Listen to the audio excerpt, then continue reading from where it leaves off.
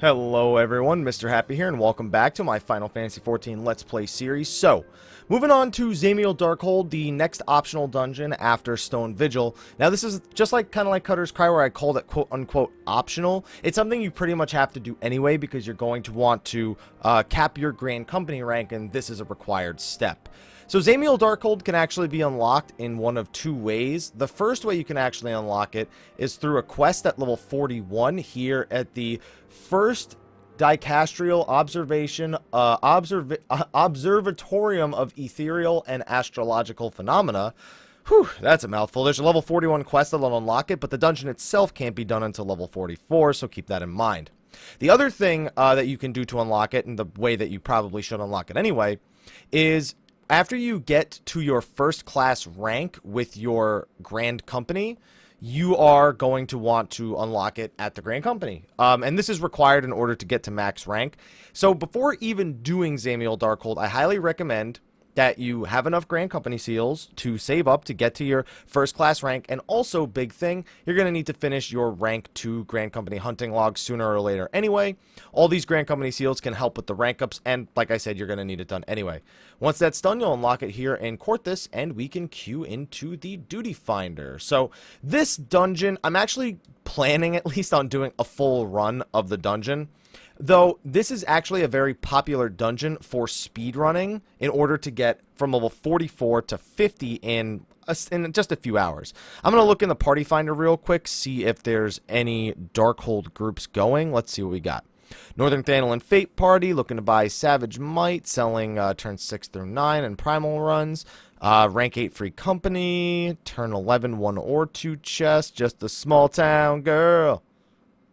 Living in a lonely world. Oh, it ends there.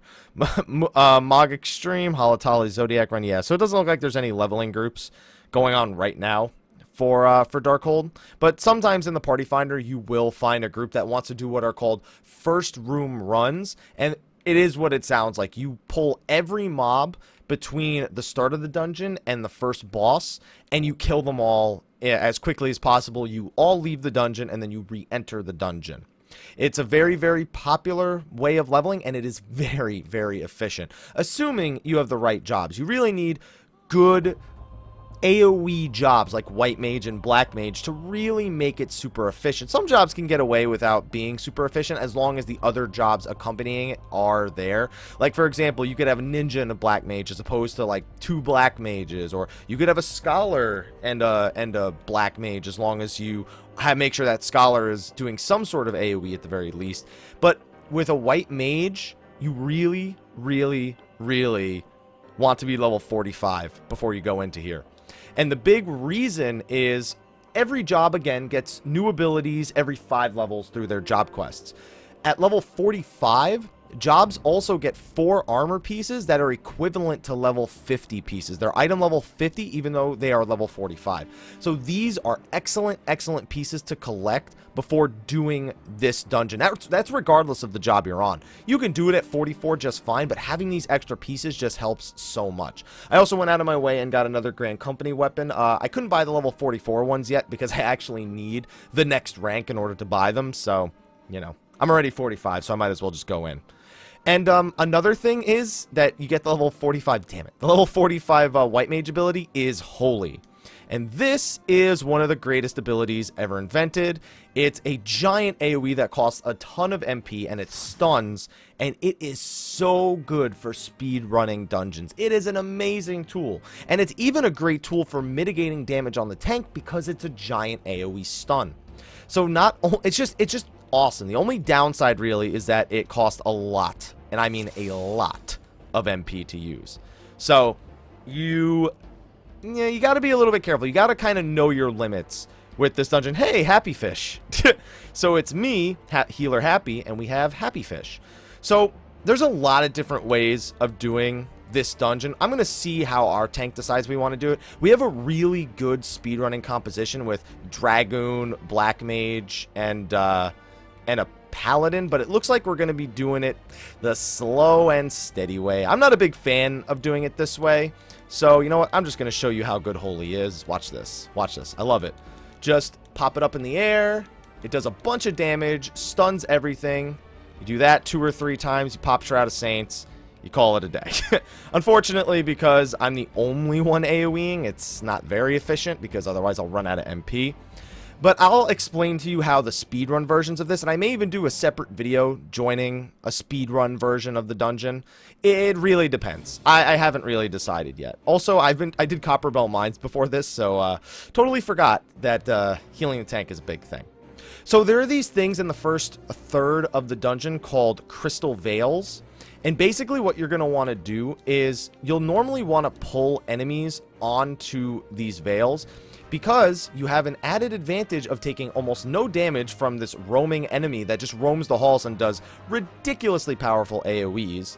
And on top of that, everybody takes ridiculously reduced damage. That's the big thing about it, is everybody standing on it just takes so little damage. That's why you're able to pull from the very start of the dungeon until just before the first boss without any worries at all. As long as you have some healing and you can kill them in a reasonable amount of time, you don't need much healing at all when you're on these things. Especially with the holy spam, everything just dies so fast. I love it. But for slower runs, usually what you'll do is you'll pull the first 2 packs, the pack we pulled back there and the pack we fought right here, you'll pull those onto the first crystal, and then you'll run from this crystal all the way to the next crystal, and it's mostly just to avoid that all-seeing eye. So this pull right here, you're going to want to pull it right onto this crystal if you're doing the slower runs. Now you'll notice that we're skipping a bunch of stuff like side rooms and whatnot. Okay, he's going all the way. Oh, no, he's doing the right thing.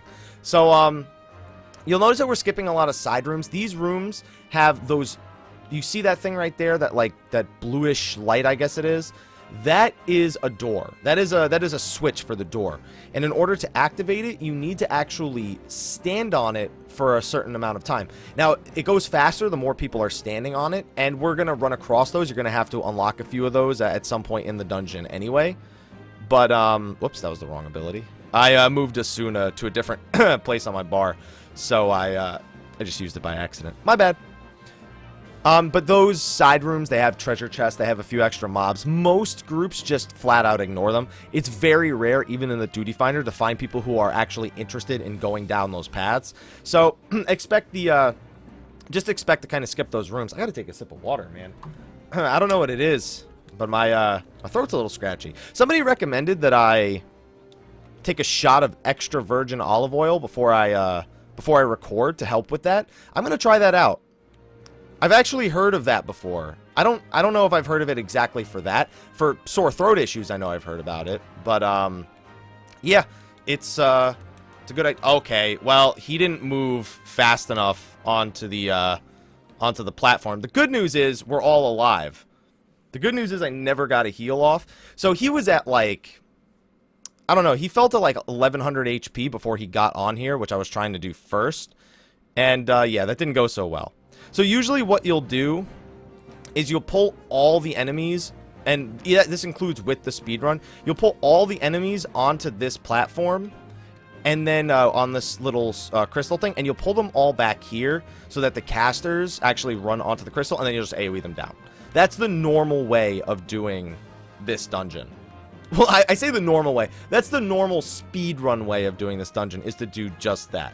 And it's a lot of fun. I actually really like doing Darkhold first room runs, even if they can get a little monotonous. It's so fast and there's just so much damage going on that I don't find it that boring, really.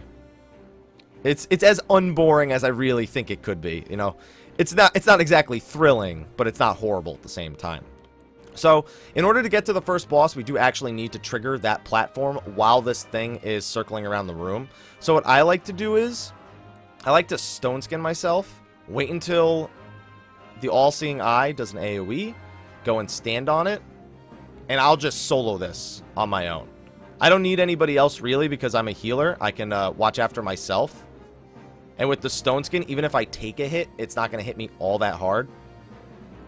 You can DPS while doing this, and most of the times groups will just wait till all the enemies are dead, and then they'll take care of this thing afterwards. I just like taking care of it while they're killing the enemies, just because I can, you know? It's really the only reason. It's literally just because I can. And it's something that I feel confident doing. If you don't feel confident doing it, then don't. You know, it's not something that has to be done. But what it does do is it makes it so that the all-seeing eye stops circling around the room. He's actually the first boss. And by opening that, he stops circling around the room. Okay. So we are going to kill this thing, and we should be good. We should be good. On to the first boss. As you can see, not too long of a dungeon, not too difficult. I was kind of hoping to get the speedrun strat, you know, in the duty finder. It happens pretty often, but no big deal. So once you've avoided the all-seeing eye, you've just run past all those groups, open those 2 doors, you'll get to the first boss, which is the all-seeing eye as well. And he is pretty much exactly like all of the trash. You need to fight him on top of the blue crystals, or he does a ton of damage. He's also completely immune to damage if you don't fight him on the crystal. But because you fight him on this crystal where, you know, you take reduced damage, healers have to do almost no healing this fight. Now, there are a bunch of adds that will eventually spawn, but they also don't do a lot of damage, so really, if you're a healer, stone skins before the fight starts, even if you don't have those, just throw a regen up on the tank. Now, the one thing that starts happening is this crystal will eventually fade. And when that happens, you need to move to another nearby crystal. Because if you're ever not on a crystal, A, he does a lot of damage to you, and B, oh, whoops. And B, you can't damage him. I don't know why that took me so long to say. But yeah, here we go. Get a few holies out of the way. And then after that, some groups just literally ignore these enemies right here because they don't even do any. Like, you don't even need to kill these things. The only time these enemies are a threat is when you're switching between crystals like that. That's exactly why you wait until right after he does eyes on me, and then you run to the next crystal pack. But you can see, even though it hit us, we're fine. You know, not a big deal. This is one of the easiest dungeon bosses you will do as long as you properly transfer between all of the crystals. It's a really, really easy fight. So we're just going to continue on. More ads are going to spawn. You can see, like, I'm like the only one DPSing these things, and it's honestly not even that bad. I could tank every single enemy in this fight and not even be in danger. It's like, it's that easy. It's that easy. How easy is it? It's that easy. Sorry, I went infomercial on you for a second there. So this crystal's probably going to dim in not too much longer. So I'm going to wait for one more eyes on me, and then I'm probably going to run to the next one. You wait for the message, you wait for it to say it's going to dim, like right now. You wait for one more AoE, and then you run to the next one. Like right now. So it looks like they might be even trying to finish it, but I don't think that's a good idea. So I'm just going to run to the next one. That's my course of action. There we go. Get him. There should be another eyes on me coming out in a second. See, we could honestly just finish the boss right here. So I'm actually going to holy just to stun everything, and they're going to finish the boss. That's what's going to happen here in a sec. See? AoE stun. AoE stun. But that's, see how quickly I ran out of MP just doing it a couple of times? That's why you really have to kind of understand how much you can holy. You can't literally just treat it like it's like any other spell. It's costs so much MP that you really have to make sure you make use of Shroud of Saints and Ethers if you want to be using it effectively. So at this point, that's it. We're 1/3 through the dungeon already. As you can see, it's a pretty short dungeon. It's a really, really easy one.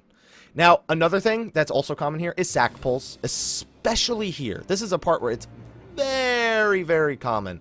Just because this next part wipes more groups than any of the bosses in this dungeon do. Or at least I feel like that's true.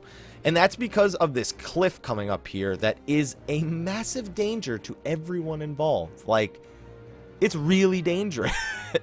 You'll see why. Oh, well, I hope you don't see why, because that means I have to suffer through it. But you may or may not see why it is such a big deal coming up. But I can always explain it. So you can kind of see it from here. You can go all the way down there. There's a bunch of mobs. And more importantly, there is a toad walking up and down. You actually don't even need to go down there at all. That is all optional. There's all treasure chests and stuff. What you need to do is you need to... Oh, I almost ran right off. That was... Whew. I'm not going to lie. I got pretty scared there. So what you're going to want to do is you're going to want to kill this pack of mobs. Kill the pack of mobs next to the crystal. Kill that toad right there. You can see on the right.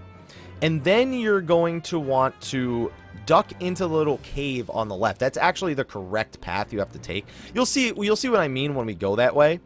But it's fairly simple. It's pretty much just this cave on the left. You'll see, I'm going to run up real quick. That cave on the left is not the way I'm talking about. It's after this corrupted crystal that we're about to pass by. That is where I'm talking about. All right, looks like he's getting antsy. He's ready to pull the next one. I'm actually kind of glad that he did that, because that bone nix causes a lot of issues if you try to fight it out in the open. Because it's the sole thing that'll knock you off the cliff. It really is. This thing alone will be responsible for you dying in this dungeon, more often than not. That's why I highly recommend either the tank or one of your DPS stun that move, like our Dragoon is doing. By the way, thank you, Dragoon. I appreciate the efforts, my friend, because if we get knocked off, it's going to be bad news bears. Also, this happens very often, where this soul comes up with that first toad. I don't know why. It does. It didn't always used to do that. I never remember this soul coming up and attacking the group so often. But I've had it happen every run I've done of Darkhold lately, and it has been really, really annoying. But it's okay. I'm actually gonna pop Shroud because he's doing a lot of speed pulling. But he's doing all the right things. This tank is a good example of what to do if you're doing the dungeon normally, because one thing you just did is, okay, so all three of those mobs were chilling right by the corrupted crystal. If you stand near a corrupted crystal, this is what happens. It explodes and does a bunch of AoE damage. So you don't want to try and fight these things right on top of the crystal. And on top of that, there's a bunch of ghosts. Well, there's a ghost in this pull, the ghost on the left. What you can actually do to make sure that ghost comes after you is you can do what's called line of sight pulling. You pull it, you just simply run your character around this corner after pulling aggro, and then it'll follow you around the corner and you don't have to worry about anything. It's a great thing that you'll be utilizing a lot in endgame content, so I highly recommend you get used to it now. Darkhold is the perfect place to get used to it. Our tank is making good use of his defensive cooldowns. He's actually making use of awareness, an ability that a lot of tanks kind of underappreciate. It used to be, a lot of the endgame content used to not really be great for it because enemies couldn't crit. But they started adding a lot more enemies that are capable of it, and in these dungeons particularly, enemies do crit quite often. So what this tank is doing is really good. The Dragoon also definitely appreciate it. I haven't been watching the Black Mage. I'm going to assume, though, considering at the speed we've been killing things, that he's been doing well. So overall, this is a really good group, and I'm really happy. And that's actually pretty common. Darkhold is needed for a lot of level 50 content, even though it's a level 44 dungeon. So it's actually very common. You'll get very experienced players in your Darkhold runs. And on top of that, you need it for triple. There's a triple triad card that comes from here. The Arimon card. There's a relic upgrade quest that you have to do here. It's just a very common dungeon. Okay, he's gonna do the LOS pull. He's letting us know ahead of time. Good. I'm glad that he's actually letting us know. He's gonna do the reverse LOS pull. Okay. So there's two kinds of LOS pulls you can do here. You can either pull it up through there, or you can pull it back to that previous one. I didn't know which one he meant, so now I know.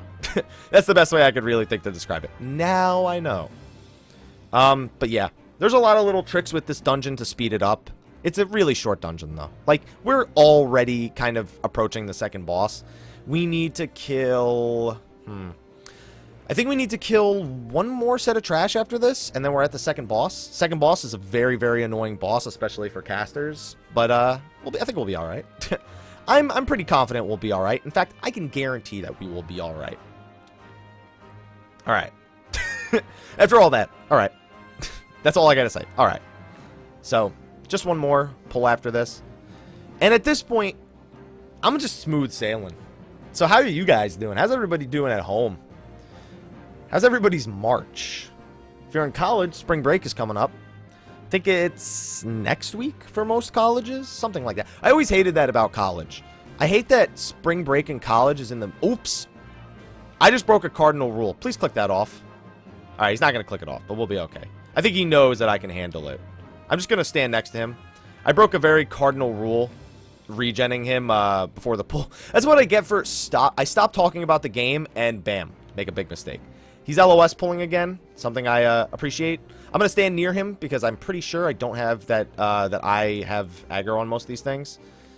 And yeah, now we're good to go. Okay, so sorry about that mistake. That's my bad. I think, well, I think you knew that already, but yeah, my bad. I'm going to get some holies out of the way here. Let's get some of that extra deeps. I think cleric stance, right? Yep. Alright, let's not let the tank die while I'm at it. How about that? That sounds like a plan. Now, see, if you're a newer healer, don't do what I just did. If you're not really comfortable with letting the tank fall to 1,000 HP, I'm more comfortable doing that. If you aren't, don't force yourself to learn how to do it until you're a little bit more comfortable with the role of healing.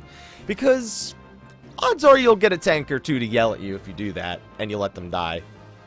Sort of like what happened earlier in the dungeon, except he would have been fine if he didn't get hit by the Ahriman that was passing by, because he wasn't on the crystals. But that actually ended up working out okay, because we got to skip a few mobs. So, I'll just pretend like it was all planned. I mean, it was all planned. What are you talking about? Okay, so here we are. We're at the second boss. This boss... Actually, you know what? This boss is annoying no matter what job you are. This is one of the most annoying bosses ever. So, you'll see what I mean. He starts off pretty standard. Also, I'm a little bit low on MP. I'm going to pop an ether at the start of this fight. And I'm not going to really cast anything either. I'm just going to regenerate some MP here. I'm actually probably not going to DPS too much, because if people get hit a lot in this fight, it is a really, really hard fight if people take a lot of damage. So the fight starts off really, really standard. What happens early on is you see those 4 ads up there. You don't actually fight those ads. They're just going to run to the edge here, and they're just going to start throwing rocks at people. See all these AoE rocks? They do this a lot. At the start of the dungeon, they just throw a few rocks here and there. It's not so bad. But now they're just going to start throwing rocks at individual people. And it is so annoying, because it does like 500 damage. That's why I just regen everybody and just say good luck, pretty much. Because it is so annoying when they just start throwing the targeted rocks at everybody. See this? See, they're just throwing rocks at everybody? You know how rude that is? And then when the boss falls a little bit lower, they're actually going to go back to doing that, throwing the AoEs, which, by the way, hit a lot harder. And they do it for like a minute straight. So if you don't kill the boss quick, they don't stop. they just don't stop. They just don't care. They throw their hands in the air like they just don't care. You're going to see it in a second here. Don't you worry. Oh, here it is. So from this point on, they stop throwing the individualized rocks unless you, unless you take really, really long to kill the boss. But they just don't stop throwing these stupid rocks. You can pretty much get one spell off move. One spell off move if you're a black mage. You're going to see the black mage over there trying to get 2 spells off? Watch what happens when he tries to get 2 spells off. Okay. He just barely got 2 spells off. He got lucky. He got lucky. Nah, it was all skill. But yeah, just constant dodge, dodge, dodge, dodge, dodge. It's really, really annoying. But we got through it. We're okay. No big deal. NBD. I'm going to try and get some MP back real quick here, because I only have 1,000. Okay, so that's 2 of 3 bosses dead. Now this last room, some groups get a little impatient with this last room right here. This is the last, like, big room, I guess I should say. And there's 4 pulls. There's 2 wandering sets of Hellsbound Warriors, and then there's a set of a Lava Drake and a Forsaken Soul, and a set of 2 Souls. So you're going to want to pull these separately if you're doing it in the Duty Finder. Just don't automatically assume that your groups are going to be capable of the big-time speedruns here. So the goal is, once again, kill all the enemies and trigger the doors. So what I like to do, again, as a healer, I stone skin myself, and I go and I take care of a door, solo. Now, the thing about these doors is that there's actually this... Oh, shit. No, never mind. Bad idea. Whew, close. I almost took aggro from those... Oh, never mind. I wouldn't have even aggroed. I would have taken aggro from the Hellsbound Warriors. Technically, what I did isn't horrible, but it didn't work out. That's what I usually do after we kill a few enemies, is I'll stone skin myself and I'll go solo the doors again. And just like the doors before, these ones, you got to stay on them for, you know, a long period of time. The more people you have standing on them, the less of a time you need to be standing on them to trigger them. But the difference is these ones are immediately next to corrupted crystals. So you're gonna take an explosion most likely. Even with all 4 people, you're very likely to eat 1 explosion. And, yeah, deal with it. Hashtag deal with it. That one, too, same deal. It's not, I mean, they don't hit hard enough for it to be that bad. But if you fight enemies on top of them, and you take the explosions, and you're trying to trigger, that could very quickly lead to a dead tank. And that we want to avoid. So, don't do that. That's not a good idea. When he pulls them, though, I'm absolutely going to take a step onto it. Yeah, so now that he's pulled those, now I feel confident. He also said he's lagging, by the way. Just so you know. Tank said he's lagging. I'm inclined to believe because he's been doing well this whole dungeon.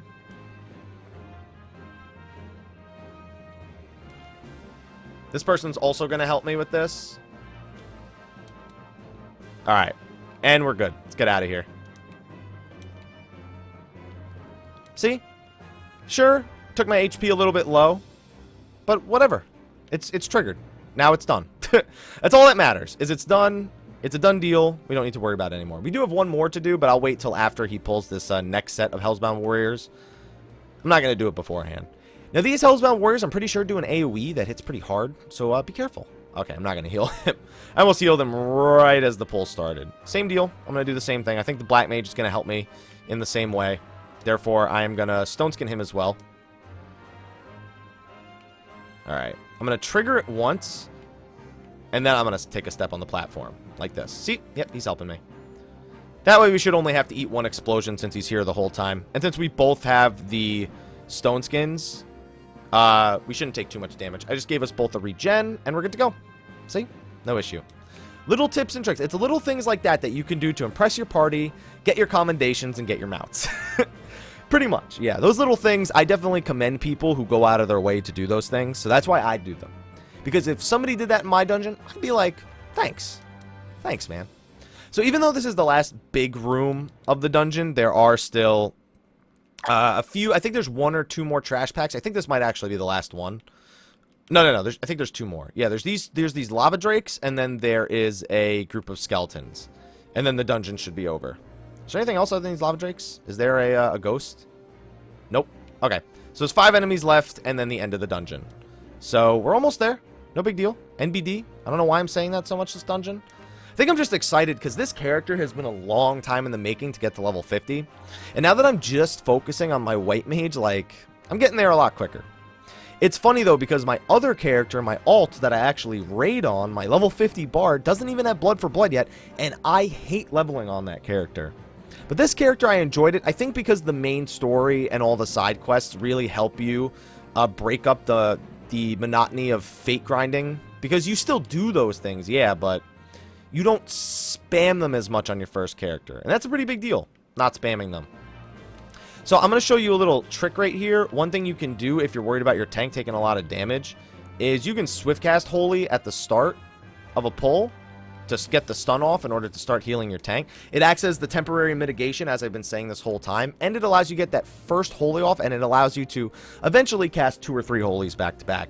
Usually 3 Holies is about the norm, because after the 3rd Holy, they'll be immune to stuns. But if your Paladin has Hallowed Ground, or has a lot of defensive cooldowns, or you have a lot of gear and your regen is, like, ridiculously strong, you can get away with more than that. And, it really speeds up the dungeons. I really, really wish I gotten to do a speedrun of this dungeon. And I know people are gonna, if I didn't mention the speedrun tactic for the dungeon, people would have asked about it in the comment section. But now that I'm mentioning it, it's like, now I feel like I have to do it. It's just like, it's kind of self-explanatory, is the thing. Wow. I thought it was gonna die for some reason from that fluid aura. And here we go, last boss. Quick, nice and quick. See, this dungeon's actually even good EXP, even if you do the whole dungeon. So I'm going to Stone Skin everybody up before we pull, because this boss does a lot of damage. This is Batraal. Now, fun fact, this was actually the last boss of Dzemael Darkhold back in 1.0. And he was pretty hard back in 1.0, back before people really knew how to beat him, like, super easy. Once people knew how to beat him super easy, there was a video of people one-shotting him. I'm not going to explain how one-shotting a boss works back in 1.0. Just know that it was pretty cool. That's all you really need to know. So this boss, he hits the main tank pretty hard. He's got a conal attack you're going to see here in a second where he swings his sword a bunch of times. That hits the main tank for about 800 damage. And then he has this attack, which is a giant AoE. Never mind. We're damaging him so fast he didn't even get to do it. So he's got another attack where he just hits a random person in the party for a bunch of damage. And then he's got an attack where he just does an AoE around himself. It's instant, so it can't be avoided. Just get good. That's all you got to do. You just got to get good and avoid it. Oh, please tell me he avoided that. Oh, okay, he didn't, but whew, he said he was lagging, so I'm going to have to pay extra special attention to him, because if he gets cleaved right now, he's going to be in a lot of trouble. Good thing I crit. But he dodged that? No way. So that was the AoE, and that's the targeted attack that he does on people. So he does a lot of group-wide damage So if you're not careful, he'll beat your ass. He'll beat your ass pretty hard. And that Grim Cleaver does not mess around, by the way. That Grim Cleaver hits you and you don't have a stone skin up, it hurts. Alright, let me just reiterate. It hurts a lot. So don't take it lightly. Even the AoE hits pretty hard. Especially at the very end of the fight. When he buffs up his damage. It gets really bad. So what he'll do this 3 times during the fight. You've already seen him do it once. He'll call to a corrupted crystal, and you'll have to kill it. He'll be immune to damage until you kill it. The corrupted crystal explodes if you get near it. You know, it does the occasional explosion. But he also marks somebody and constantly shoots AoEs at them.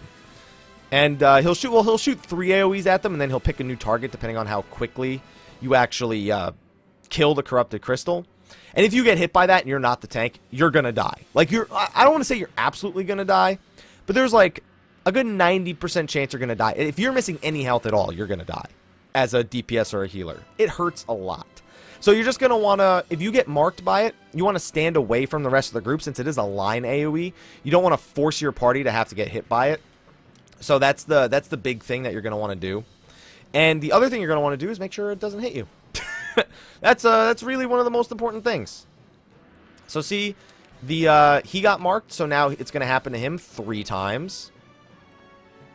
And then it'll pick a new target. Also, during this last phase, he'll just do it on random people occasionally. Also, in this last phase, he summons void pitches that stay on the ground, and if you walk over them, I want you to guess what happens if I step on that.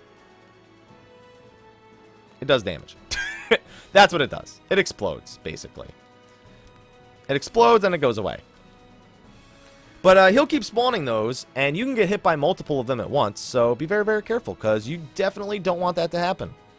He's going to shoot a laser at somebody. Yep, there it goes. Spawn some more void pitch at his feet. Shoots a laser. Doesn't hit. We ready to use the limit break. GG, Batraal. Thank you for the free loot. I love you. And we're done. That's it. Oh, by the way, I don't know if I mentioned this. I actually got... Holy moly, I leveled from that? That was a lot of EXP. I actually got the Blue Dragon card for Triple Triad from my Stone Vigil. That was pretty cool. It was pretty fun. Anyway, that was a good dungeon. Good group. It was a bit slow, but it didn't matter. Everyone played well, so I don't mind the dungeon taking a little bit more time than it has to. And that's it. We have beaten Dzemael Darkhold. So I have 2 quests to hand in for this. I'm level 46 now. I unlocked the next dungeon, Ormvale, in 1 level. And from that point on, that is the last dungeon before we get to level 50 dungeons. On top of that, we still have Garuda Normal to beat. We have Castrum Meridianum, and we have Praetorium. Those are both level 50 dungeons, though, but I am going to talk a lot about those dungeons. I'm going to just warn you now, there's big spoilers when it comes to the Castrum Meridianum and the Praetorium, especially regarding the last boss of the Praetorium. But, no, not the last boss, but the important boss. The important boss is in there.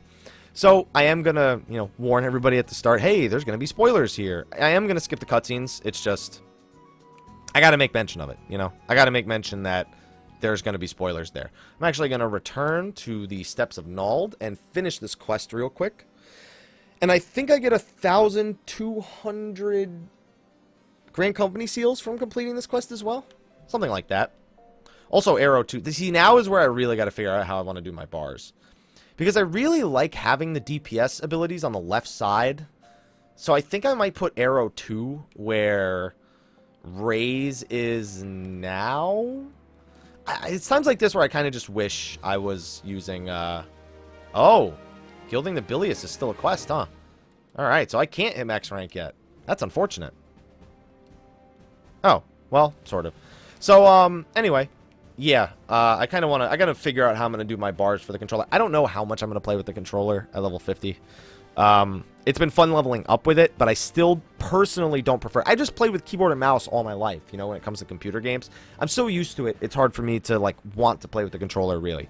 So, this act... I've been... I don't know why I thought they got rid of this. They actually didn't... What am I trying to say here? That actually doesn't get you to max rank, what I just did. What's going to get you to max rank is this last quest right here, Gilding the Bilious, and I need to be a Chief Flame Sergeant before I can take it on. So I'm going to need to do even more upgrades here. A quick way to see how far away I am from being able to do that.